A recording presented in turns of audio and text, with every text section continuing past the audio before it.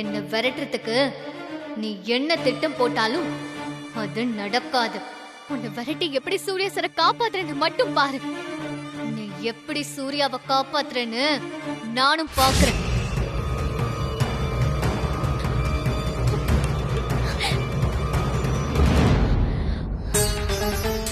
Surya sir சொன்னபடி செஞ்சா நிச்சயமா இந்த தேவநந்தினி விரட்டிடலாம்.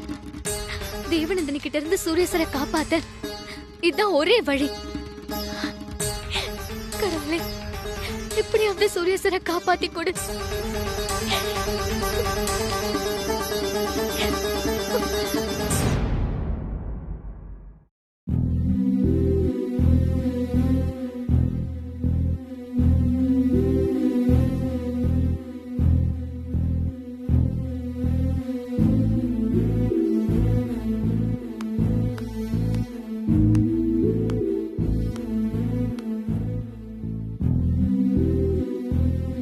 வேண்டுதல்னு சூர்யா சொன்னா, ஏமா திடீர்னு இப்படி ஒரு வேண்டுதல்?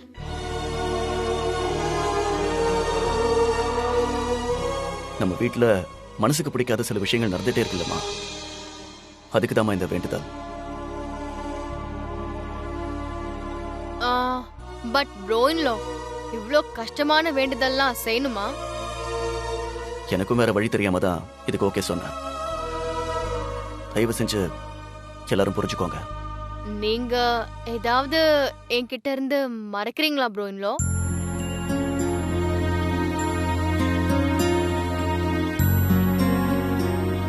அவன் ஏன் நம்ம கிட்ட இருந்து மறைக்க போறான்? அதான் சொன்னானே பரிகாரம்னு. அப்புறம் என்ன? சூர்யா, நீ எது செஞ்சாலும், ஒருவேளை எதையாவது எங்க கிட்ட இருந்து மறைச்சாலும் நம்ம குடும்பத்தோட நல்லதுக்கு தான்னு எனக்கு தெரியும்பா. I am with you Surya. தேங்க்ஸ்மா. அனு, என்னடா கல்யாணமாக்கி வந்து சந்தோஷமா இருக்க வேண்டிய நேரத்துல இப்படி கஷ்டப்படுறோமே நினைக்காத. சாச்சா, என்னாலதான் உங்களுக்கு கஷ்டம். அத நினைக்கிற போதான் எனக்கு இன்னும் கஷ்டமா இருக்கு. அண்ணி, எங்களுக்கெல்லாம் கஷ்டம் இல்ல. நீங்க எங்க குடும்பத்துக்காக இவ்வளவு எல்லாம் யோசிக்கிறீங்கன்றத நினைச்சு எங்களுக்கெல்லாம் சந்தோஷம் தான் அண்ணி. இந்த மாதிரி வேண்டுதல், கோவில், நம்பிக்கை எல்லாம் ஒரு பக்கம் இருந்தாலும் நாமளும் சில விஷயங்களை ஓப்பனா அனலைஸ் பண்றது நமக்கு நல்லதுன்னு நினைக்கிறேன். அதெல்லாம் நானும் சூர்யா சாரும் கவனிச்சுட்டு தான் இருக்கோம் மீராஜி. இது நம்பிக்கை. நம்பிக்கையோட ஒரு விஷயத்தை செய்யும் போது அதுல கேள்வி கேட்கறது டீசென்சி கிடையாது. போலாமா சார்?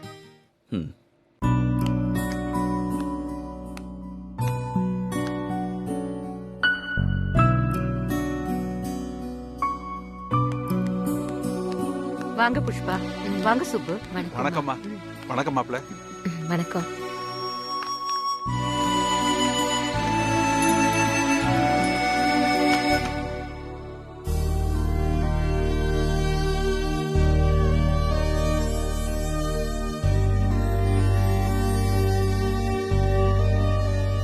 ரொம்ப காலமா எங்க குடும்பத்துல இருக்கிற ஒரு பழக்கம், இந்த தங்க தொட்டில நாங்க தொட்டு கும்பிட்டு அதை கொண்டு வந்து சம்பந்தி வீட்டுல கொடுப்போம். அவங்களும் அதை கும்பிட்டுட்டு சாமி கிட்ட வச்சு பூஜை பண்ணிட்டு அதுக்கப்புறம் நேரா கொண்டு போய் அம்மன் கோயில்ல கொடுத்துருவாங்க. அப்படி பண்ணா பிறக்கிற குழந்தை நல்ல தங்க விக்கிரகம் மாதிரி அருமையான குழந்தையா பிறக்கும்னு ஒரு ஐதீகம், அவ்வளவுதான்.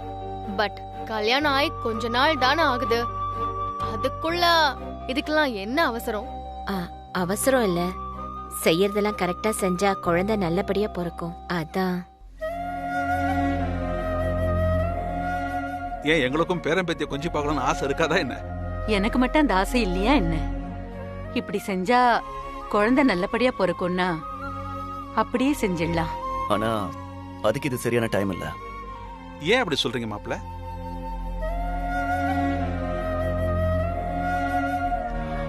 அது ஒரு வேண்டுதல்.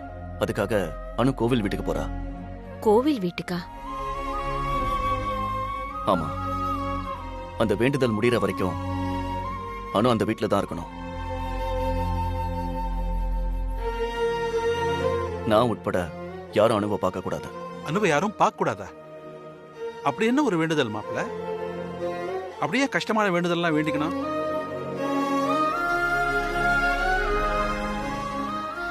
இல்லப்பா, அவர் எதுவும் கேட்காதீங்க. நானே தான் இதை மனசார செய்யறேன். கல்யாணம் ஆன பிறகு என்னெல்லாம் கஷ்டம் வந்துச்சுன்னு உங்களுக்கே தெரியும். அதெல்லாம் நிவர்த்தி பண்ணதான் இந்த பிரார்த்தனையே. அனுமா, கல்யாணம் ஆகி ஒரு நாளாவது நீ நிம்மதியா இருந்தியான்னு எனக்கு சந்தேகமா இருக்கு. அனுமா, நீயும் என்கிட்ட எதுவும் சொல்றதில்ல, மாப்பிள்ளையும் சொல்றதில்ல. நீ எதுவா இருந்தாலும் இந்த அப்பா கிட்ட மனசு திறந்து ஓப்பனா சொல்லு அனுமா. கல்யாணம் நடந்ததுக்கு அப்புறம் உன் முகத்துல சிரிப்பே இல்ல.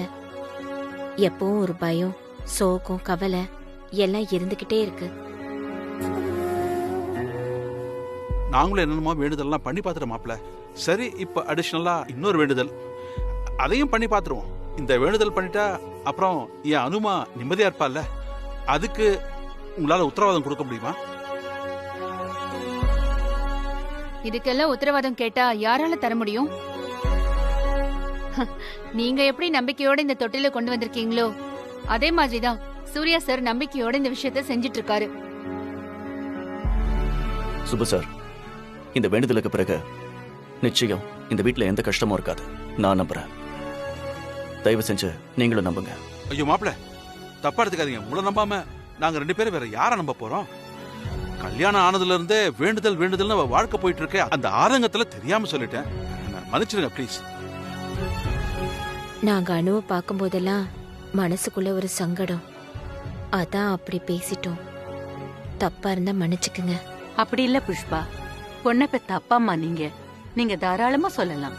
இந்த கஷ்டம்லாம் இல்லாம அனுவும் சூர்யாவும் நல்லபடியா வாழணுங்கிறதுக்காக தான் எங்களோட பிரார்த்தனையும், அதுக்காக தான் இத்தனை ஏற்பாடும்.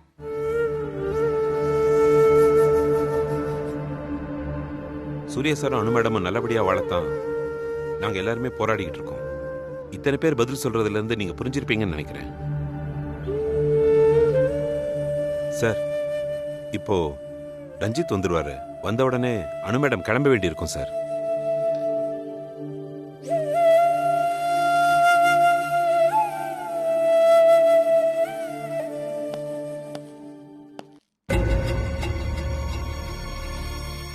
வாங்கம்மா.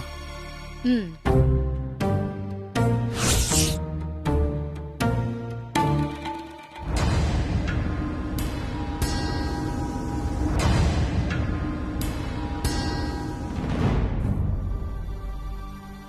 உள்ள வாங்கம்மா. ம். ஹலோ வாங்க sir. Ranjith. Hello. Hi sir. வணக்கம். சிஸ்டர், நீங்க வேண்டுதல் நிறைவேற்ற போற கோயிலுக்கு கைங்கரியம் செய்யறதுக்கான பாட்டி இவங்க தான்.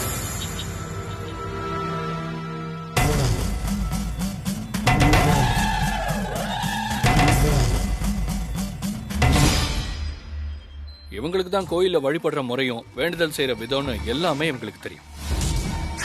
இங்க பாருமா, இந்த பிரார்த்தனை கஷ்டமான பிரார்த்தனை தான். ஆனா மனசுல தைரியமும் நல்லது நடக்கும்னு நம்பிக்கை இருந்தா இந்த பிரார்த்தனைய சுலபமா பண்ணிடலாம்.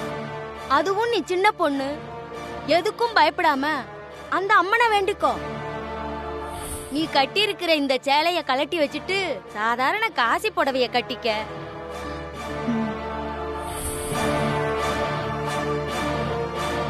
இந்த நகையெல்லாம் கலட்டி வச்சுட்டு தாலி கயிறு மட்டும் கட்டிக்கோ.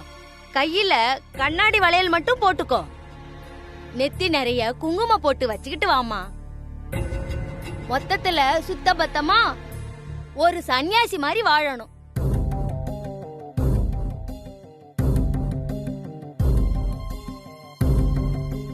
உப்பில்லாத சாப்பாடுதான், அதுவும் ஒருவேளை தான் சாப்பிடணும். காலையிலயும் சாயந்தரமும் குளிச்சுட்டு ஈர துணியோட அந்த அம்மனை வேண்டிக்கணுமா. முக்கியமா இந்த விரதத்துல இருக்கும்போது உன்னோட புருஷனை நீ பார்க்கவே கூடாது.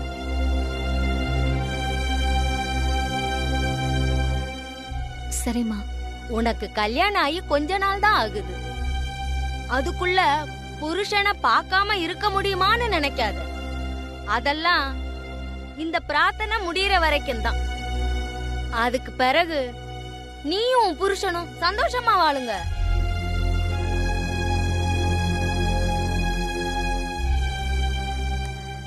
என்ன ஆசீர்வாதம் பண்ணு எந்திரிமா எந்திரிமா எந்திரிமா. நீ போயிட்டு தயாராயிட்டு சீக்கிரம் வா. மத்ததெல்லாம் அப்பப்ப நான் உனக்கு சொல்றேன். சரிம்மா. போம்மா.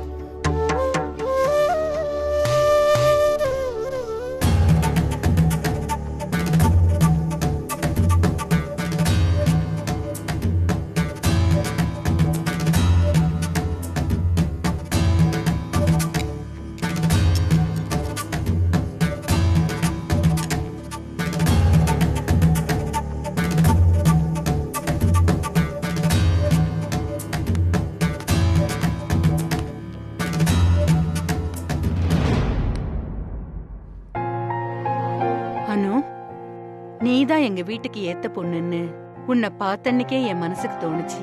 இப்ப உன்னை இந்த கோலத்துல பாக்கும்போது நீ என்னையே அசைச்சு பார்த்துட்ட. நீ எங்க வீட்டுக்கு மருமகளா வர்றதுக்கு நாங்க கொடுத்து வச்சிருக்கணும்.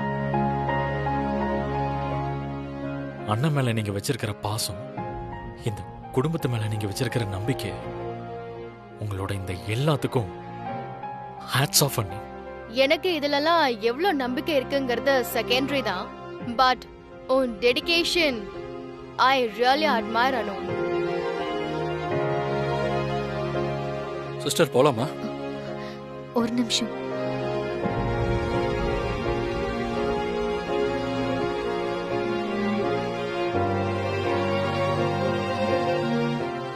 வரேன் சார். என்ன பார்க்காம உங்களால இருக்க முடியுமா சார்?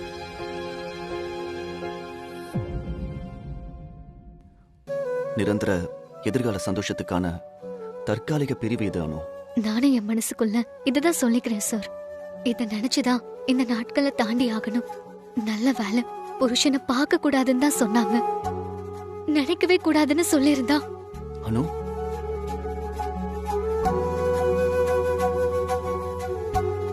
உங்களுக்காக நான் அதையும் செய்வேன் சார்.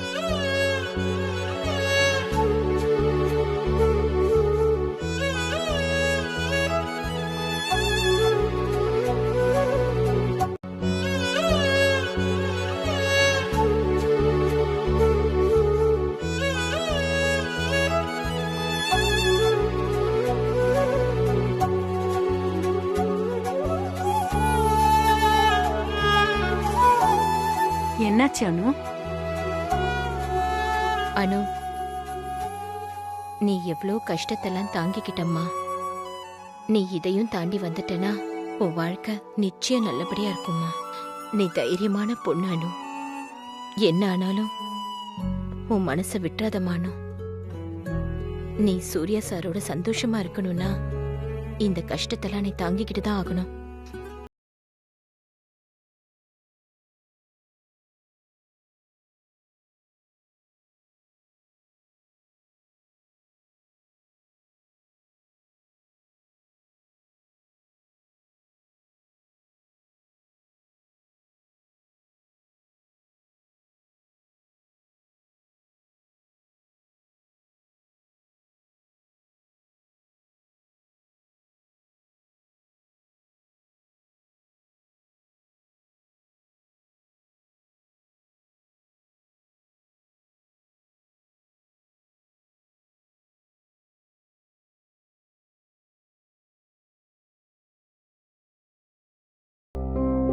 பங்கஜ், இந்த காலத்துல இவ்ளோ தீவிரமான வேண்டுதெல்லாம் தேவையா? அத நீங்களும் நானும் எப்படி மேடம் முடிவு பண்றது? சூர்யா சாரும் அனு மேடம் தான் முடிவு பண்ணணும். சூர்யா சாருக்கு இவ்ளோ டீப்பான கடவுள் நம்பிக்கையெல்லாம் இருந்து நான் பார்த்ததே இல்ல பங்கஜ். கல்யாணத்துக்கு பிறகு எவ்வளவு மாறிட்டாருன்னு பாத்தீங்களா? எல்லாத்துக்குமே அந்த அனுதான் காரணம். மீராஜி, தெரியாத விஷயத்தை பத்தி நம்ம கமெண்ட் பண்ணாம இருக்கிறது தான் நல்லது. கண்ணால பாக்குறது ஒன்னா இருக்கும், ஆனா உள்ள ஓடிக்கிட்டு இருக்கிறது நமக்கு தெரியாத வேற ஒண்ணா இருக்கும். அதாவது எனக்கு தெரியாத ஏதோ ஒரு விஷயம் நடந்துட்டு இருக்கு, அது உங்களுக்கும் தெரியும். அப்படி வேணா எடுத்துக்குவா பங்கஜ். நீங்க எப்படி வேணா எடுத்துக்கோங்க மீராஜி, அது உங்க விருப்பம். உங்களுக்கு எந்த விஷயம் 100% தெரியுமோ அத பத்தி மட்டும் கமெண்ட் பண்ணுங்கன்னு நான் சொல்றேன். அதுதான் நானும் சொல்றேன். அனு வந்த பிறகுதான் சூர்யா சார் இவ்ளோ மாறிட்டாருன்னு நான் சொன்னது கரெக்ட் தானே? கல்யாணங்கிறதே ஒரு மனுஷன் மாறுறதுக்கு தானே. நான் மாறவே மாட்டேன், எப்படி இருந்தனோ அப்படிதான் இருப்பேன்னா அதுக்கு கல்யாணமே பண்ணிக்க தேவையில்ல. நானும் சிங்கிள், நீங்களும் சிங்கிள். கல்யாணத்தை பத்தி நம்ம போய் கமெண்ட் பண்ணலாமா? இப்பெல்லாம் என்ன ரொம்ப கொஸ்டின் பண்றீங்கல்ல. ஆனா உங்க அனு மேடமையும் சூர்யா சரியும் உங்களால ஒரு கொஸ்டின் கேட்க முடியுமா? பிராங்காவே கேக்குறேன் பங்கஜ், இதெல்லாம் எதுக்குன்னு நீங்க சூர்யா சார் கிட்ட ஒரு வார்த்தை கேட்டீங்களா? நான் கேட்கலன்னு உங்களுக்கு தெரியுமா?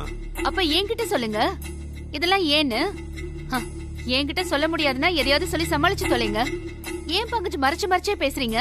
சொல்லுங்க பங்கஜ். நேரம் வரும்போது உங்களுக்கே எல்லாம் தெரியும். அது வரைக்கும் என்ன எதுவும் கேட்காதீங்க.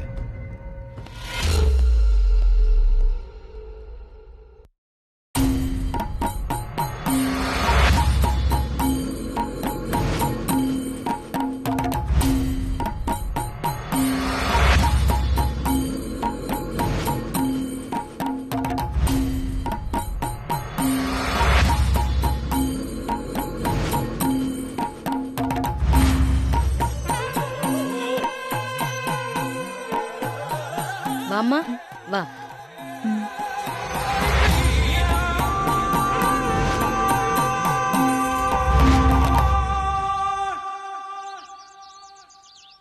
இதுதாம்மா நீ தங்க போற இடம்.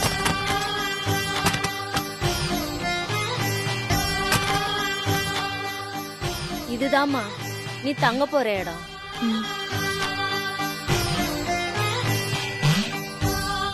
என்ன சிஸ்டர், நல்ல வசதி வாய்ப்போட வாழ்ந்தோம், இந்த இடத்துல எப்படி தங்குறதுன்னு யோசிக்கிறீங்களா? சாச்சா, எனக்கு இந்த மாதிரி இடத்துல தங்குறது தான் ரொம்ப பிடிக்கும். நானும் இப்படி வளர்ந்தவதான். ஆனா சூரியசரை பார்க்காம இருக்கணும்னு நினைக்கிறப்பதான் ரொம்ப கஷ்டமா இருக்கு. புரியுது சிஸ்டர், நாளைக்கு நல்லா இருக்கணுங்கிறதுக்காக தான் இன்னைக்கு இந்த கஷ்டம். தாயி உள்ள போ தாயி. போங்க சிஸ்டர்.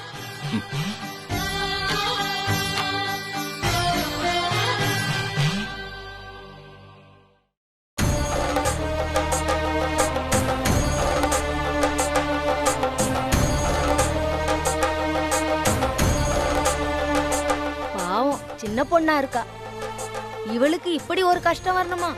யார் வாழ்க்கையில எப்ப என்ன நடக்கும்னு யாராலையும் முடிவு பண்ண முடியாதுமா. சரிதான், எல்லாத்துக்கும் அந்த ஆண்டவன் ஒரு காரணத்தை வச்சிருப்பான். நம்ம மனசை தேத்திக்க வேண்டியதுதான்.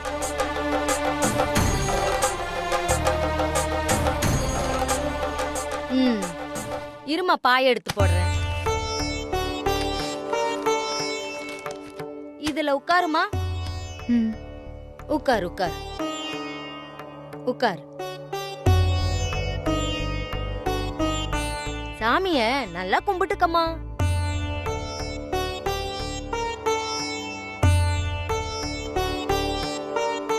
சிஸ்டர், நீங்க என்னெல்லாம் செய்யணும்னு இந்த சாந்தா அம்மா சொல்லுவாங்க. அவங்க சொல்ற மாதிரி எல்லாம் செய்யுங்க, மனசை ஃப்ரீயா வச்சுக்கோங்க. சரிங்கண்ணா. அண்ணன் நான் சொன்னீங்க, வார்த்தைக்கு வார்த்தை சிஸ்டர்னு சொல்றீங்க. இவ்ளோ தூரம் கூடவே வந்து எனக்காகவும் சூர்யா சருக்காகவும் என்னெல்லாம பண்றீங்க. நான் உங்களை அண்ணனை கூப்பிடாம வேற யாருன்னு அண்ணனை கூப்பிடுறது? சிஸ்டர், உங்க நல்ல மனசுக்கு எல்லாமே நல்லபடியா நடக்கும். இது தியானம் பண்ற நேரம்மா. மனச ஒருமுகப்படுத்தி அந்த ஆண்டவனை மட்டும் மனசுல நினைச்சுக்கிட்டு தியானம் பண்ணணும்மா. முதல்ல கொஞ்சம் கஷ்டமா இருக்கும், பழகுனா வந்துரும். கண்ணை மூடிக்கிட்டு உனக்கு பிடிச்ச சாமியை நினைச்சுக்கிட்டு தியானம் பண்ணணும். சரிங்கம்மா.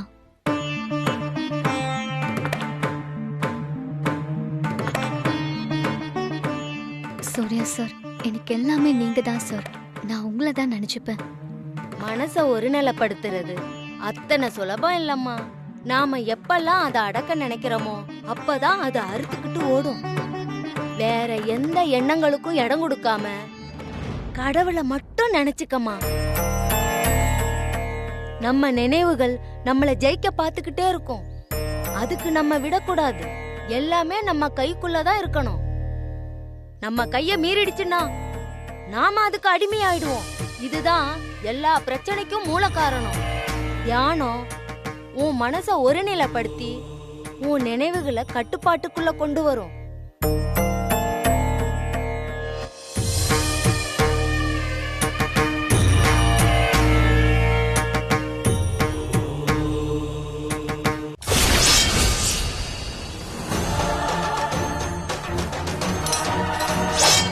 சூர்யா,